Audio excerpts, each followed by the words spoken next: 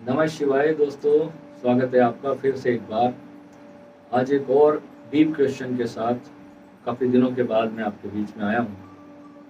एक साधक ने पूछा कि भैया क्या जो ग्रहों के हिसाब से जो हमारी कुंडली बनती है, उसके हिसाब से जो हमारे जीवन में लिखा जाता है, क्या वो बिल्कुल भी बदल नहीं सकता?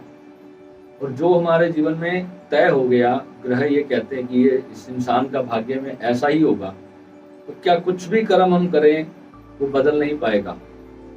तो ऐसा बिल्कुल भी नहीं है। सबसे पहले समझना ये है कि ग्रहों की आपसे कोई दुश्मनी नहीं है। ग्रहों का एक नेचर है, उनकी जो ऊर्जा है वो इस ब्रह्मांड में ऐसे काम करती है जैसे कि आप अपने रोजमर्रा की जिंदगी में कोई काम करते हो। आपका होना आपके सामने वाले व्यक्ति को कैसे प्रभावित करता है, आज इस पर बात करते हैं। सपोज करो कि आपके सामने कोई फिल्म स्टार जा रहा है और आप उसको जानते हो बहुत अच्छी तरह से, आपने उसकी मूवीज देखी हुई हैं, उसके टीवी शोज देखे हुए हैं, वो सेलिब्रिटी है और वो आपको जानता भी नहीं है। अब वो आपकी मार्केट में से जा रहा है, आपके घर के आसपास से कहीं जा रहा है, कि किसी मॉल में आपने उसको देख लिया, तो अचानक से आप लोग क्या करते हो, भीड़ बना बना के आप लोग उसके पास चले जाते हो ऑटोग्राफ साइन लेने। बिकॉज आप उसको जानते हो, उसको कुछ मतलब नहीं है, वो अपना ही मस्ती में कहीं अपने किसी काम से जा रहा है। बस लोगों ने उसको देखा और लोग उसके आसपास जाके जमा हो गए और ऑटोग्राफ के लिए लाइन लगा ली।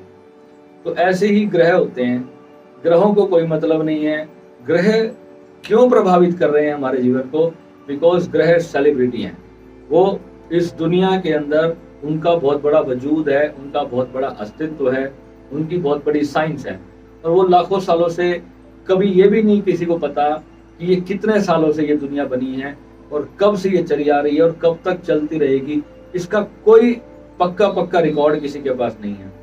सिर्फ जहां से गिनती करना शुरू किया होगा सनातन धर्म में, जब वेद प्रकाश में आए, तो वेदों के समय से जब इसको लिखना शुरू किया गया, तो उतना ही कैलकुलेशन व्यक्तियों के पास है, दुनिया के पास है। कब शुरू हुआ, कैसे हुआ, ये किसी के पास नहीं है। परंतु विज्ञान ने अपनी जो भी उसके ऊपर परीक्षण किए, हर एक चीज के ऊपर उन्होंने एक अपनी थ्योरी दी। जैसे मैं चंद्रमा की बात करूं, तो चंद्रमा जब पूर्णमासी आती है, तो चंद्रमा का जो कारक है वो जल है, जल तत्व जो है वो चंद्रमा का कारक है।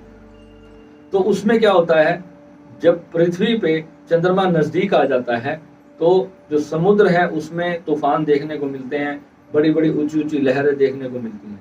और उसी दौरान मनुष्य का मन, जो भी हमारा माइंड है, वो भी चंद्रमा, एस्ट्रोलॉजी में देखें तो चंद्रमा ही हमारे मन का कारक होता है। तो हमारा माइंड भी जो है चंद्रमा की जो उसकी जो दूरी और जो पास आने का जो डिफरेंस है, 15 दिन जब वो पास आने लगता है और 15 दिन जब वो दूर आने लगता है, तो उसमें हमारे मन पे, हमारे अंदर, हमारे शरीर के जल तत्व पे उसका बहुत बड़ा इफेक्ट होता है। और धरती के समुद्र पर तो होता ही है। ये पूरा प्रमाणित है कि चंद्रमा की वजह से धरती पे, जल में, समुद्र में सारी हलचल हो रही है। ऐसे ही एस्ट्रोलॉजी के हिसाब से जितने भी ग्रह हैं, मेन 9 ग्रह हैं और 2-3 ग्रह और भी हैं। अब तो और साइंस और ढूंढती जा रही है, पर जो हमारे एस्ट्रोलॉजी के विज्ञान में जो भारतीय ज्योतिष है वो कई प्रकार का है। और उन्होंने जो लिख करके जितने लाखों सालों के अनुभव से उस चीज को तैयार किया, उन्होंने भी कहा कि जो भाग्य है वो ये भाग्य है, इतने प्रतिशत या 50% जो है आपका प्रारब्ध आपको मिला है। जो कुंडली है वो आपका प्रारब्ध है। ये आपका वो है, जैसे कि आप किसी दूसरे शहर में गए, आप जेब में 500 रुपए लेकर चले गए, ये 500 रुपए आपका प्रारब्ध है जो आपको वहां पर खर्च करना है। अब कोई व्यक्ति है जो 500 रुपए खर्च करके बिल्कुल खाली होकर के बैठ गया, अब उसने वहां पर भीख मांगनी शुरू कर दी, अब उसको वहां कोई नहीं जानता।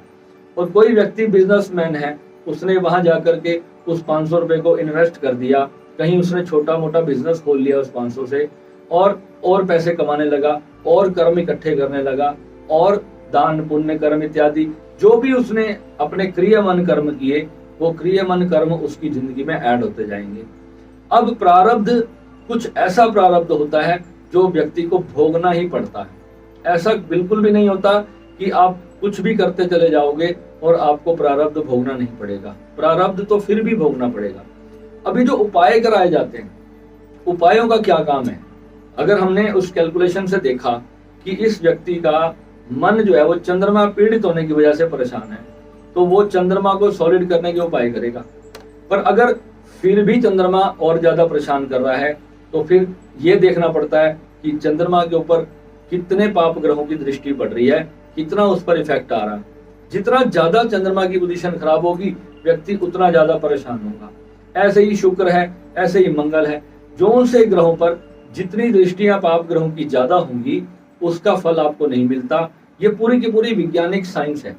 अब हमारी जो श्री विद्या की साधना है, उस साधना के माध्यम से होता क्या है वास्तव में, आप उस ग्रहों के प्रपंच से ही बाहर चले जाते हो।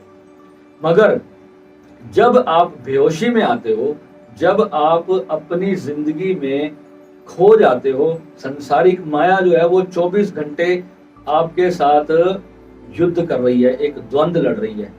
अब ऐसे समझो कि दो बैल हैं, दो सांड हैं, दो आपस में लड़ रहे हैं।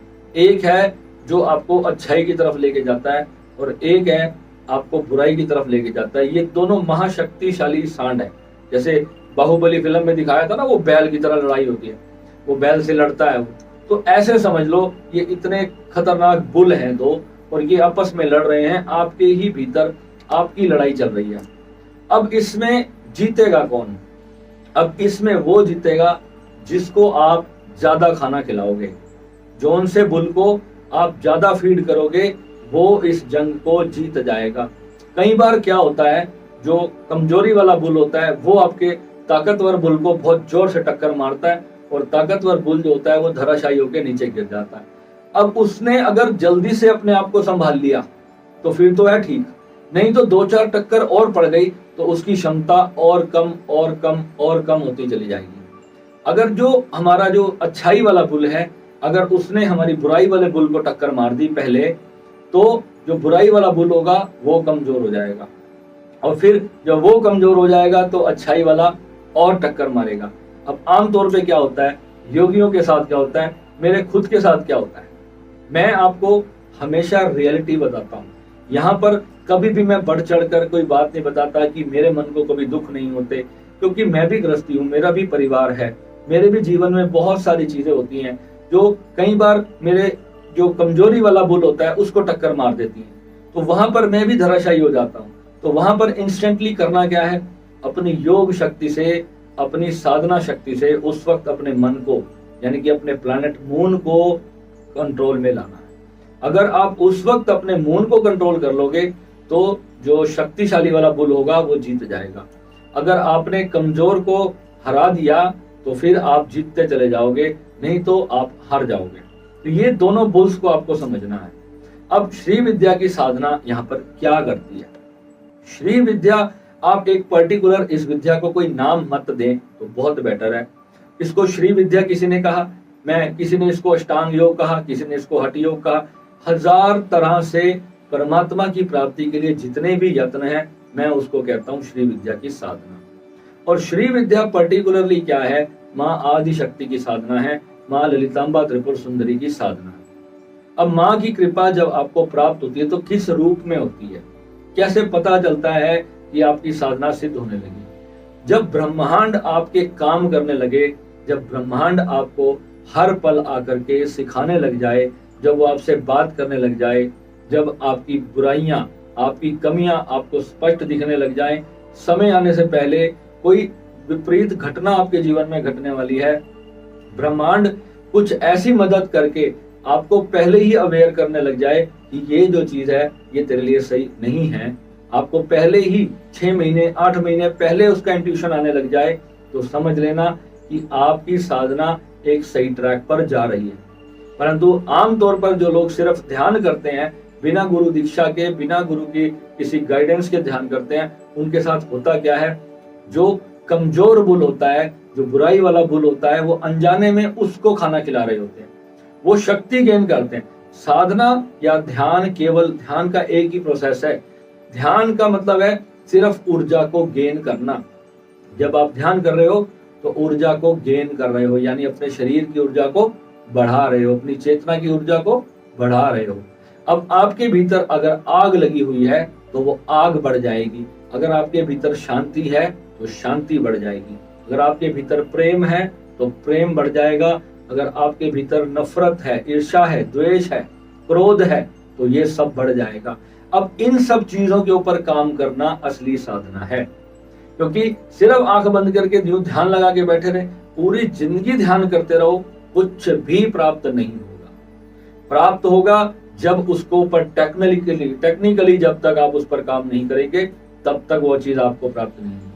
और हर एक चीज के ऊपर बहुत सारी टेक्निक्स हैं, बहुत सारे गुरुओं ने अपनी अपनी टेक्निक्स दी, मगर जो गुरु की कृपा है वो इस दुनिया की सबसे बड़ी टेक्निक है।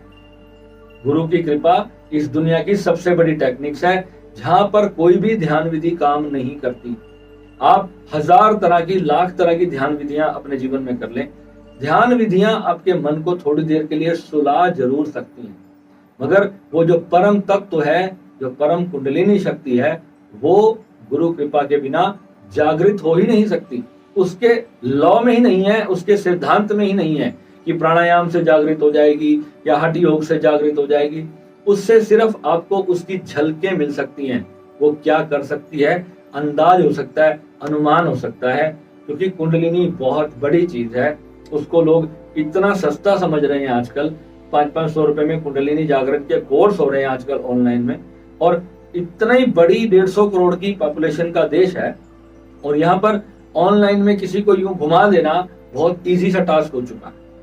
परंतु साधक के भी ये समझ में नहीं आ रही होती कि मेरे साथ कितना बड़ा ट्रैप हो रहा होता है। उसको इस चीज को समझना है कि गुरु आपको कोई ऐसे दिखाई नहीं देगा, कि गुरु की शक्ति ऐसे उसके शरीर देख के नहीं पता चलेगी। जब तक आप उसके साथ जुड़े नहीं, आपको उससे दीक्षा प्राप्त नहीं हुई, तब तक आप गुरु को नहीं जान सकते। जिस दिन गुरु ने आप पर कृपा की, जिस दिन, उसी दिन एक क्षण के अंदर आपको पता चलता है कि मेरे गुरु की पावर क्या है। इसलिए सबसे पहले तो भटको जितना भटक सकते हो, खोज डालो जितना खोज सकते हो, तब जाकर के आपको पता चलेगा कि जो ग्रहों का खेल है, ये जो भाग्य है, इसको बदलने की सामर्थ्य सिर्फ एक शक्ति में है, वो है गुरु तत्व। उसी को हमारे योग मार्ग में गुरु मंडल कहा जाता है, उसी को हमारे योग मार्ग में जो है सिद्ध गुरु मंडल कहा जाता है। ये जो श्रृंखला है, जो 84 सिद्ध है, ये आज भी एज इट इज प्रेजेंट है इस संसार के अंदर। जब भी आप सही मायने में अगर किसी जीवित गुरु के साथ जुड़ते हो, जो उस परंपरा का है, जो उस श्रृंखला का है, तो आपको वो छुपी हुई शक्तियां प्राप्त होंगी। और वो छुपी हुई शक्तियां इतनी बेशकीमती हैं कि वो ऐसे ही अरे गहरे नत्थु खैरे को बांट नहीं दी जाती। बहुत बड़े बड़े ब्रांड्स इंडिया में हैं, पर विचारों की दीनहीन जैसी हालत है। उन्हें अंदर से पता ही नहीं है कि वास्तविकता अध्यात्म की क्या है। जिसने चखा होता है तो केवल वही जानता है कि वो रस कितना मीठा है। तो जिसने खाया ही नहीं, जिसने पिया ही नहीं, वो क्या बताएगा? जिसका पेट ही नहीं भरा, वो आपको क्या ज्ञान दे देगा? तो आपको खोज निरंतर करनी होगी, और ये आपके भीतर से आनी चाहिए बात। ये कोई और आपको आकर के नहीं बता सकता। वो कोई आपको मस्तक छू करके शक्तिपात कर रहा है, तो कोई किस तरीके से कर रहा है, कोई सर पे हाथ रख के कर रहा है। तो ये जो चीजें होती है, तो करोड़ों में किसी एक साधक के ऊपर गुरु कृपा करता है ऐसी। और आजकल तो हर जगह ऐसा सिस्टम चल रहा है, लाओ जी इतने पैसे लाओ, हम शक्तिपात दीक्षा दे देंगे। और शक्तिपात के नाम पे हीलिंग और रेकी और ये सब चल रहा है। शक्ति जागरण जब तक अनुभव नहीं करोगे। एक साधक ने लास्ट मंथ मुझे ज्वाइन किया, उसने मुझे बोला 1 महीने बाद बेचारा इतना नेगेटिव हो गया। उसने मुझे कहा कि गुरुजी मेरे तो कुछ भी नहीं हो रहा, आप तो इतनी बड़ी बड़ी बातें कर रहे थे। मैंने कहा बेटा आपने पार्ट्स कोर्स ज्वाइन किया है, कंप्लीट कोर्स में जो लाइफ टाइम मेंबरशिप है उसमें जुड़ोगे तो आपको कुछ एक्स्ट्रा दिया जाएगा। तो उसने डरते डरते डरते डरते उसने कहा ठीक है मैं आपको 5000 और जमा करता हूँ, बट जब तक मैं कुछ देख नहीं लूंगा मैं तब तक पूरा एनरोल नहीं करूंगा। मैंने कहा मेरी परीक्षा लेने आया बेटा, तो फिर तो परीक्षा लेता रहा, मैं ऐसे कुछ नहीं दे पाऊंगा। सच मायने में अगर कुछ प्राप्त करना है तो पहले झुक के सरेंडर करके मांगना सीखो। समझदार बच्चा था, उसने बात की गहराई को एक बार में समझ लिया और उसने कहा कि ठीक है मुझे दीजिए, आप मुझे ट्राई करना है। तो मैंने उसको अपनी 3 साधनाएं दी, और 3 साधनाएं करने के बाद आज उस बात को मेरे हिसाब से 15 दिन हुए। और आज सुबह वो लड़का मुझे कहता है फोन करके कि गुरुजी इसको थोड़ा शांत कर दो, ये बहुत हाई है, ये मेरे से बर्दाश्त नहीं हो रही, ये मेरे कंट्रोल से बाहर जा रही है, मेरी आंखें लाल हो रही हैं, मेरा ये हो रहा है। क्योंकि एकदम गुरु को चैलेंज करना गलत बात होती है। गुरु आपकी रेस को धीरे धीरे धीरे धीरे बढ़ा रहा है ताकि आप तैयार हो सको। उस अनंत शक्ति से जुड़ने के लिए आपके अंदर मैदा होना चाहिए उतना, वो नहीं होगा तो आप बीमार हो जाओगे।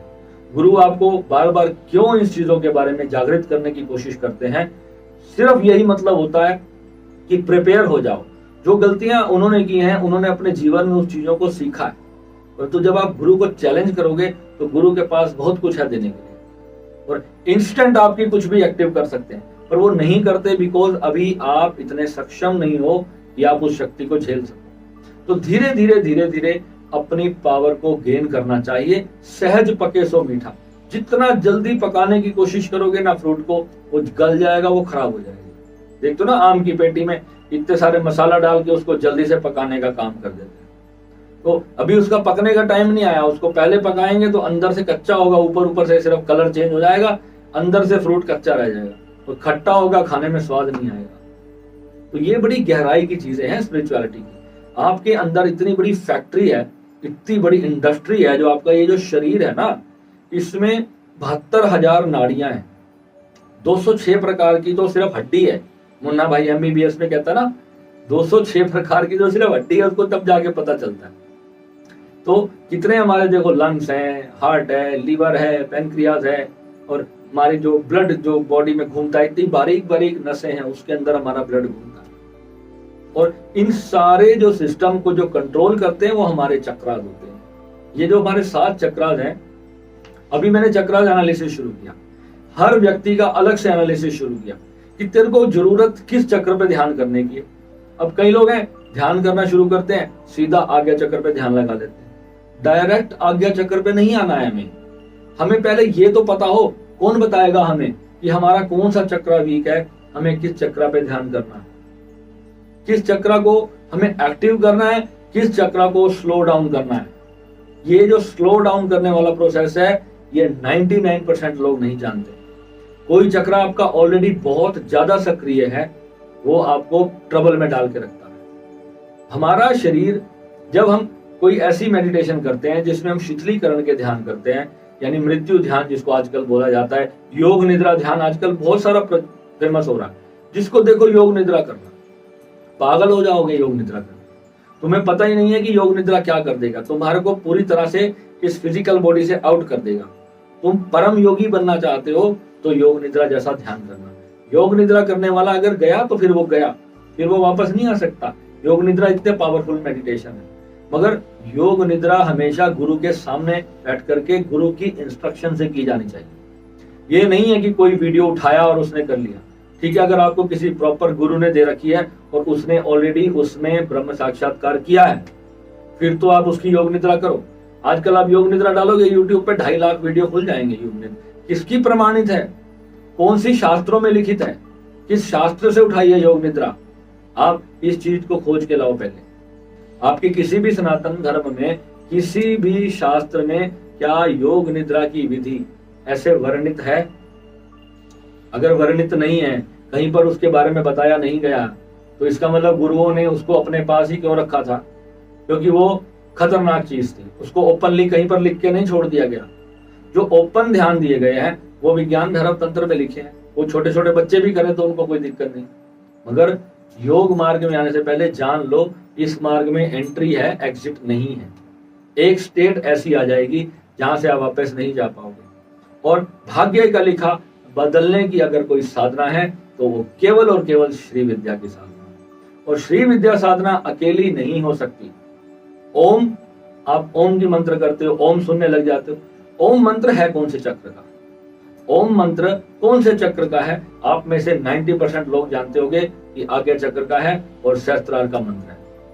परंतु वास्तविकता में ओम ना आज्ञा चक्र का मंत्र है और ना ही सहस्त्रार का मंत्र है। अब बताओ, दुनिया ओम के साधना करे जा रही है, ओम ओम ओम ओम बोल बोल के। कोई कहता मन में ओम ओम जपो। कल एक साधक राम राम राम राम की कॉपियां भर रहा था, क्योंकि बचपन में मैंने भी बहुत भरी। मैं स्कूल में बैठा होता था, अपनी क्लास में बैठा होता था, मुझे याद है मैं सारा दिन राम राम राम राम लिखता रहता। एक दिन तो क्लास के पूरे बेंच के ऊपर मैंने सारा भर दिया। तो इतना खो गया उसमें, इतना लीन हो गया। मैम को जब पता चला, मैम मेरे पीछे आके खड़ी थी, मैम ने देखा मैं राम राम लिख रहा था और पीछे से मेरे चांटा मारा खींच के। बताओ इतना राम राम लिखने की मुझे सजा क्या मिली? चांटा मिला। मैंने कहा यार ये मैं अच्छा काम कर रहा, मैं तो भगवान का नाम लिख रहा हूँ और मेरे को चांटा पड़ गया, क्योंकि गलत जगह पे लिख दिया, गलत टाइम पे लिख दिया। जिस वक्त मुझे जो सीखना था वो सीखना था मुझे, और मैं राम राम लिख रहा हूँ। अब गुरु आपको कोई साधना दे रहा है और आप राम राम लिख रहे हो। तो जब आप तीसरी क्लास से जब पीएचडी में बैठ गए हो तो अब पीएचडी की साधना करनी है मेरे भाई, वापस नहीं जाना है। ये मंदिर, मस्जिद, गुरुद्वारे ये हमारे लिए बने हैं, यहाँ पर बैठ करके ध्यान साधना करने के लिए बने। यहाँ पर बैठो, साधना करो। अब यहाँ बैठकर तुम क्या कर रहे हो तुम देखो। ये जो बने हैं ये हमारे लिए बने हैं। वहां पर बैठ करके आप साधना करो, ध्यान करो वहां पर बैठ करके। पर वहां पर कोई सिखाने वाला होना चाहिए, या आप अपने गुरु से दीक्षा लेकर, गुरु से ज्ञान लेकर के वहां पर जाओ। अपने घर में स्पेस नहीं है, मंदिर में गुंबद के नीचे बैठ करके साधना करो। जोर से बड़ा सा घंटा बजाओ और उसकी ध्वनि को सुनो आधे घंटे तक। 25-30 लोग साधना करें और एक बंदा घंटा बजाता रहे, उसकी ध्वनि को सुनते रहो। इससे ये आपकी जो वाइब्रेशंस होगी, जो तरंगे आपकी बॉडी के ऊपर से गिरेंगी। ऊपर से मंदिर बंद होना चाहिए, ऊपर से मंदिर का गुंबद जो है वो बंद होना चाहिए, और उसके चारों तरफ से गेट भी बंद होने चाहिए। जब 4 गेट बंद होंगे और जब आप पर वो जो वाइब्रेशंस आप पर गिरेंगी तो वो आप पर कुछ काम करेंगे। ये नहीं है कि बैठे हो बस में और बैठ के ओम ओम जाप कर रहे हो, तो सारी ऊर्जा तो आपने फेंक दी चलते हुए, कहीं ट्रैवलिंग में छोड़ा। एक बंदा कहता भैया गाड़ी चलाते हुए नाम जाप कर सकते हैं। और इस्कॉन वालों को मैं देखता हूँ चलते फिरते माला उनके हाथ में, उनको यही नहीं पता कि मेरी ऊर्जा कहाँ जा रही है, बस चलते जा रहे हैं, मंत्र करते जा रहे हैं, अपना काम कर रहे हैं, चलते चलते खाना भी खा रहे हैं, नाम जाप कर रहे हैं। ये नाम जाप करना नहीं होता। ये भी एक विधि होती है, जो मंत्र जप होती है ये भी एक विधि होती है, और ये आज्ञा चक्र की विधि होती है। और हर मंत्र का अलग काम है। गायत्री का अलग है, ओम नमः शिवाय का अलग है।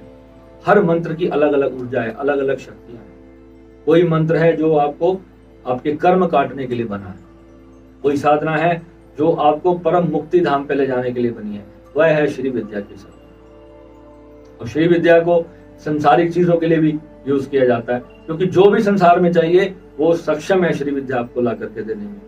इम्पॉसिबल कार्य कर देती है, पर आपकी जो ट्यूनिंग है उसके साथ वो ऐसी होनी बहुत जरूरी है।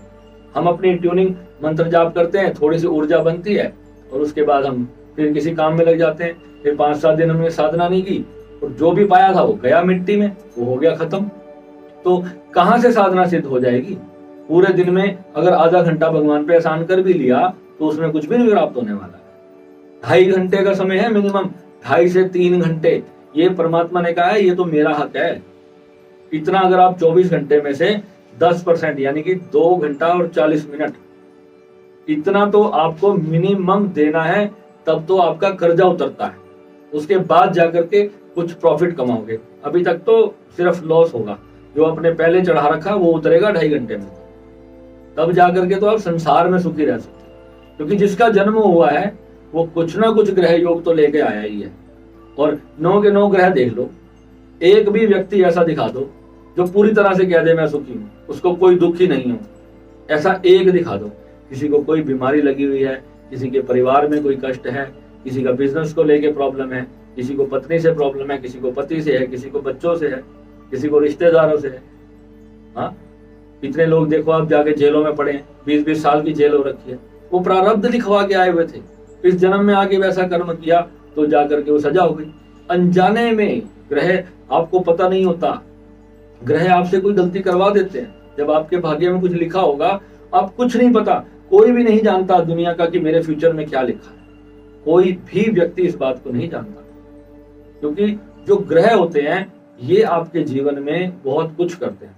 इसलिए केवल साधना करना और निष्काम भाव से अपने भोले बाबा के चरणों में छोड़ देना अपने आप को कि प्रभु जहां तू ले जाएगा मैं जाने को तैयार, जो होगा मैं करने को तैयार। अपने सच्चे भाव से बस भोलेनाथ की शरण में रह करके अपनी साधना करते रहो। अपने गुरु का जो भी दिया हुआ है, जो भी दिया हुआ ज्ञान है, उसका जो अनुसरण आप करते रहो, तो केवल उसी में ही जाकर के प्राप्ति होगी और कुछ भी करने का लाभ नहीं होगा। और जो कहते हैं कि प्रारब्ध चेंज नहीं हो सकती, अवश्य ही प्रारब्ध चेंज होती है। मैंने चेंज होते हुए देखी है, लाखों की प्रारब्ध चेंज होते हुए देखी है। कुंडली कुछ कहती है और हो रहा है कुछ। मेरी जिंदगी में कुंडली का टोटल विपरीत जीवन चल रहा है। कुंडली कहती है कि मैं तो दुखों से डूबा हुआ इंसान हूंगा, परंतु छोटे मोटे तो हर जीवन में लगे रहते हैं। परंतु मेरा जीवन भगवान की कृपा से, भोलेनाथ की कृपा से अपार सुख का जीवन भगवान ने मुझे बख्शा। वो मेरी माँ ने मुझे बख्शा, मेरे भगवान शिव ने मुझे बख्शा, क्योंकि मैंने ग्रहों से ज्यादा उस पर यकीन किया और उसी की साधना की जो मेरे गुरुदेव ने मुझे दी। और अगर आप अपने गुरु की कहने पर चलोगे तो ये ग्रह आपका कुछ नहीं बिगाड़ सकते। मगर जब तक वो लेवल नहीं आया तब तक आप उस सिचुएशन में हो, उस क्राइटेरिया में आप हो, वहां पर आपको ये सारी चीजें प्रभावित करेगी। ठीक है, तो ऐसा बिल्कुल भी नहीं है कि जो लिख दिया तो वो कभी बदलेगा नहीं। बाकी ये एस्ट्रोलॉजी तो एक बार इसको मानना शुरू कर दिया आपने, और इसका एक ही बार, मैं कहता हूं एक बार आओ, एनालिसिस कराओ, जो उपाय बताऊं बस कर लो और भूल जाओ। अब भूल जाओ, कुंडली को फाड़ के उसके बाद फेंक दो। मैंने उपाय कर लिए, अब कुंडली को फाड़ के फेंक दो। अब रोज रोज देखोगे, या तो आप बहुत बड़े रिसर्चर हो कि आपको हर चीज को नोटिस करना है, आपने एक बुक बना रखी है, आप हर चीज नोट कर रहे हो, तब तो आप उसकी रोज की, आज मंगल का इस ग्रह राशि में प्रवेश हो गया, अब धरती में क्या हो रहा है, आप इन सारी चीजों को या तो रिसर्च कर रहे हो। अब आपने सिर्फ अपने बारे में सोचना है, अपने परिवार के बारे में सोचना है। प्रॉब्लम पता चल गई, उपाय कर लिए, बस अब भूल जाओ।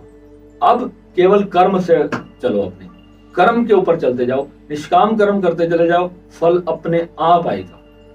प्रारब्ध कह रहा है कि 100 रुपए मिलने हैं, 1000 रुपए का कर्म करके देखो, आपको 1000 मिलेंगे, ये पक्की बात है। प्रारब्ध कह रहा है ना 100 रुपए मिलेंगे, पर कर्म 1000 का करोगे तो मेहनत 1000 की करोगे तो 1000 भी मिलेगा। हर एक चीज पे ये लागू होता है। कर्म कहता है कि व्यक्ति की बुद्धि कमजोर है, उसको कुछ याद नहीं रहेगा, उसकी मेमोरी पावर कम होगी। उसका उपाय क्या है, एक चीज को 100 बार पढ़ डालना, उसको इतनी अच्छी तरह से याद कर लेना कि वो बुद्ध अपने आप स्ट्रॉन्ग हो जाए। आपका नेगेटिविटी आपके ऊपर अटैक कर रही है, पर आपकी पॉजिटिविटी जो बुल है पॉजिटिव वाला, उसको फीड करना है। वो अभी कमजोर है, हो सकता है एक बुल 500 किलो का है, एक बुल 200 किलो का है, तो जो कमजोर है बेचारा, आपको उस पे काम करना है ना। अपनी कमी को देख लो पहले कि मैं कहाँ पे कमजोर पड़ रहा हूँ, किस किस जगह पे मैं वीक हो रहा हूँ। अपनी जब उस चीज को आपने रियलाइज कर लिया तो फिर धीरे धीरे उसको गेन करना शुरू। साधना की सारी शक्ति उस एक प्रोस्पेक्ट पे लगाओ कि यहां से मुझे उन्नति करनी है, इस क्षेत्र को अपने स्ट्रॉन्ग करना है। फिर आप गुरु से डिस्कस करो कि इस चीज के लिए कौन से चक्र पे काम करना है। तो 7 चक्र हैं, वैसे तो 112 चक्र हैं, 2 बाहर 114, तो हर चक्र की भी अलग अलग साधना होती है, परंतु मेन मुख्यतः 7 चक्र हैं। पर सिर्फ 7 जागृत होंगे तब भी मजा नहीं आएगा। जब तक सभी चक्र जागृत नहीं होते तब तक आनंद नहीं आता है, तब तक वो प्राप्ति नहीं होनी जो आप सोचते हो कि मुझे चाहिए। तो उस चक्र पे जब आप काम करोगे तो उस चक्र से रिलेटेड आपके सारे कार्य सिद्ध होने लगेंगे, अपने आप सिद्ध होने लगेंगे। और किस चक्र पे कितना काम करना है उसका पर्सनल पहले एनालिसिस करवाओ। जो विशेषज्ञ होगा, मैं अपने आप को नहीं इतना बड़ा मानता, मेरे से बड़े भी बहुत बड़े हैं, आप कहीं से भी करवाओ, पर विशेषज्ञ हैं इन चीजों के, जिनको नॉलेज है, वो सिर्फ आपको यहाँ से हाथ लगा करके, आप कहीं पर बैठे हो अमेरिका में, सिर्फ आपकी फोटो से आपके चक्रों को छू करके देख लेंगे कि आपके चक्रों की क्या पोजीशन है। उन्होंने वो विद्या पाई है, उन्होंने उस चीज की साधना की है, वो आपके चक्र को छू कर हील कर देते हैं। आप कैसे कर लेते हैं, क्योंकि उस ऊर्जा के साथ वो एक हो चुके हैं। ठीक है, तो वीडियो बहुत लंबा नहीं करते, जिसकी समझ में बात आनी है वो इतनी सी बात में आ जाएगी। तो नहीं आने वालों का तो कभी कुछ हो नहीं सकता, उनका मैं कुछ नहीं करता। एक ही क्वेश्चन को रिपीट बात को चेंज करके पूछने से कुछ नहीं होगा। आप बात क्वेश्चन जैसा होगा वैसा उत्तर यहाँ से जरूर देने का प्रयास करूंगा। अब मेरे पास भी समय बहुत कम रहता है, और जितना होता है मैं फिर भी आपके लिए कोशिशें करता रहूंगा। ठीक है, मिलेंगे अगले वीडियो में। नमः शिवाय।